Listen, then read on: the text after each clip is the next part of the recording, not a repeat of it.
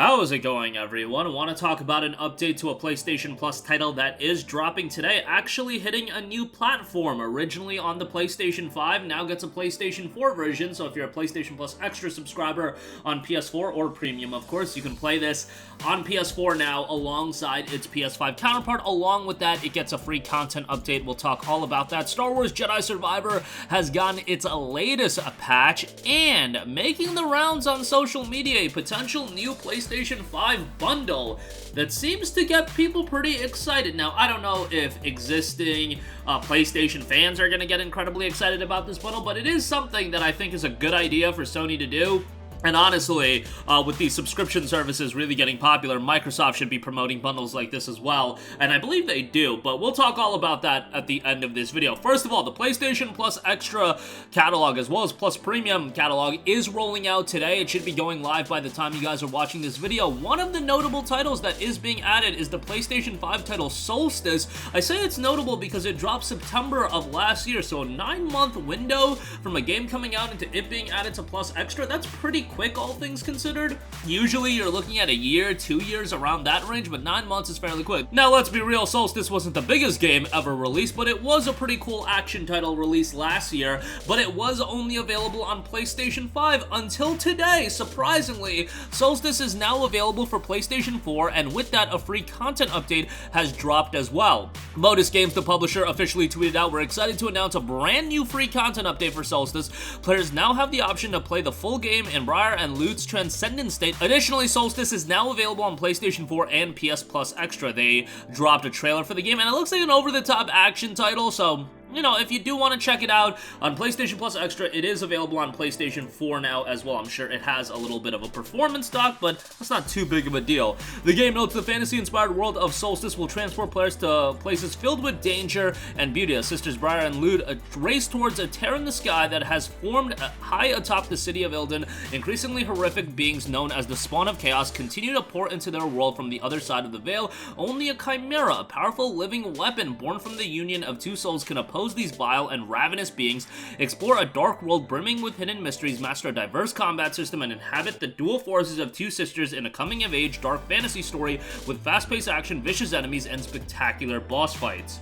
The game released at, I believe, a $49.99 price point, so now it's available on Plus Extra, a pretty sizable addition there, and along with that, a bunch of other games added to Plus Extra and Plus Premium today as well, so definitely good reason to check those out. I know most of you guys are going to be busy here with a little game that drops here soon, but, you know, for the next couple of days at least, you can check out the PlayStation Plus Extra game catalog update, and there's a lot of great stuff and a lot of lower-key titles that has been added. Soulstice, one of the more lower-key releases, but now with the PlayStation 4 version, a content update, and you know, it being added in there. It's not the lengthiest game in the world, so go ahead and give that a look if you're interested, and obviously give a look at the rest of the catalog. Moving on from that, Star Wars Jedi Survivor, honestly one of my favorite games of the year. I know I've been incredibly critical of the performance issues with the game, as has everybody, but Patch 6 has dropped for Star Wars Jedi Survivor. As noted on the EA page, the latest patch, Patch 6 for Star Wars Jedi Survivor, arrives today for PC, PlayStation 5, and Xbox Series X and S. The various fixes you can expect with this patch include various crash fixes across all platforms, fix for bounty hunters not spawning, fix an issue where a character would become invisible, fix for occasional issue with the Find the Gorge secrets rumor cannot be completed, collision improvements, improved blaster handling fixes, photo mode, wind puzzle on Jedha fixed, updates on the holo map data. The training dummy on Jedha was sneaking around. It has now been immobilized, and various bugs and improvements. I have noticed when I was playing the game, there was a lot of bugs with the holo map and directions and pointers on where you had to go, so hopefully they did remedy that issue. Look, I have been critical about Jedi Survivor and its performance issues, as I think everybody has been. It was a little buggy, and I played it on PC where it was an absolute train wreck at launch, but the game itself, as far as content, quality, from a story standpoint, those elements were great. Gameplay was excellent, content, again, abundant, and you had New Game Plus, where they did add in some new wrinkles to the game. I think the game itself is tremendous, and as long as they continue to roll out patches, include performance fixes, it's a game that I would strongly recommend. It's probably you know, if I look at my favorite games of the year thus far, probably number 2 behind Resident Evil 4 Remake. Like, I like the game a lot. It's just when I've talked about it, it has been kind of dialed in on the performance issues. But the game itself is tremendous, and one of those games that I would say on PlayStation 5 is worth the $70 based on the fact that you get an insane amount of content as well. As somebody that loved Jedi Fallen Order as well, this game expands upon that so much. You just look at map sizes for like Kobo. Kobo's a enormous map compared to anything we saw before, and there's a lot of optional content that you can delve into, and if you really want to do everything, get the Platinum Trophy, it's a massive, massive undertaking, you know, like 40 to 50 hours. The main story itself you can complete in 20 to 25 hours, maybe even 18 hours, but that's still a decent experience, all things considered, and that's rushing through the main story, and then there's reason to go back, New Game Plus, etc., etc. It's just a great, great game, and as long as they continue to patch it, update it, ultimately by the fall, it's at a much better state, and I'm sure it's at a better state now than when it was at launch. And by the fall, it'll probably be at a cheaper price point, you know, like $40, $45. It's going to be an easy recommendation at that price point, man. Again, even with the technical issues, it's one of my favorite games of the year, and I would still give it a strong recommendation. Not at $70 at this point. It's been, what, 2 months since the game has come out? You know, you can wait a little bit now, wait for the game to go on sale, get it as a part of like a buy two get one free sale, as we've seen quite a bit, but yeah, it's still a great game, and I would strongly recommend it.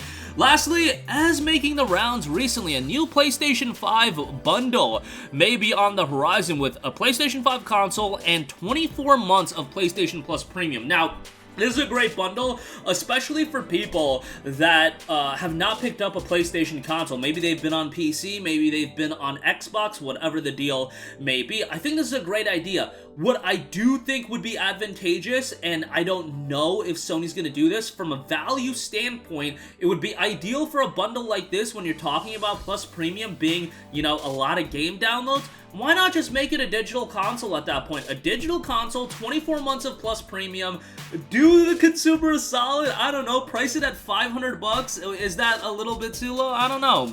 But, at $500 plus premium, 24 months, and a PS5 digital console, I think that's a tremendous deal. You know, in reality, a bundle like that might be $556, probably closer to $550. I don't think you could do $600 for a bundle like that.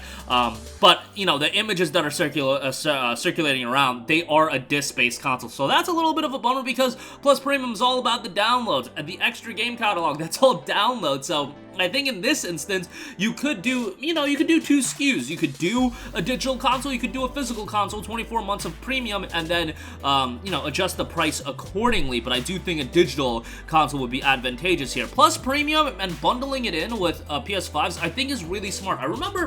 I believe it was Phil Spencer noted in an interview that one of the, you know, biggest losses in losing that PS4, Xbox One generation is that PS4 consumers and Xbox One consumers, that was the generation that people started building their digital libraries. So for you to jump to the other side, that's going to be very difficult when you've already amassed a strong digital library on a PS4 or on an Xbox One.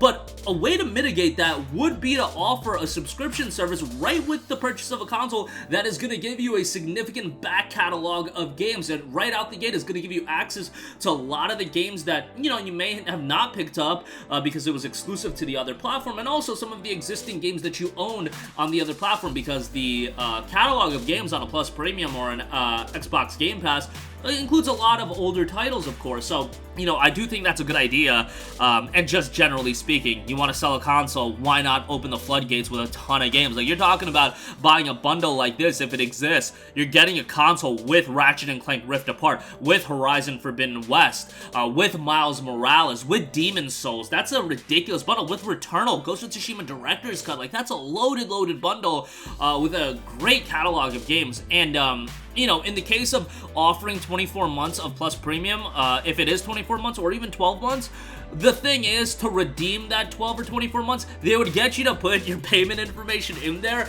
and the hope would be that, you know, that time period elapses and then you would, you know, retain your subscription. That's always the idea of bundles like this and subscription services in general when they're offering any kind of a free period, where in this case it would be you buying the console, etc., etc. I'm sure that there would be a charge on top of the console. No way would it be, okay, you buy a $500 console and you just get 24 months of Plus Premium, because that's what, a $240 value? Yeah, brother, that's not going to be happening, but nonetheless, a very effective bundle if that comes to fruition. But that's going to do it for me. Again, Soulstice now available on PS4, free content update for that. Star Wars Jedi Survivor gets its latest patch, and that PS5 bundle looking mighty spicy if it does come to fruition. That's going to do it for me. Sound off with all of your thoughts in the comments section down below. Thank you for watching, and goodbye. Hey guys, we hope you enjoyed the video, and if you did, make sure to hit the subscribe button, and if you're already subscribed, do us a favor and hit the bell icon. This way you'll be notified whenever we post a new video. That's the best way to keep up with all of our uploads, and we usually try to upload 2 videos a day. And with the bell icon hit, you'll be notified whenever we do upload a video. As always, thanks for watching.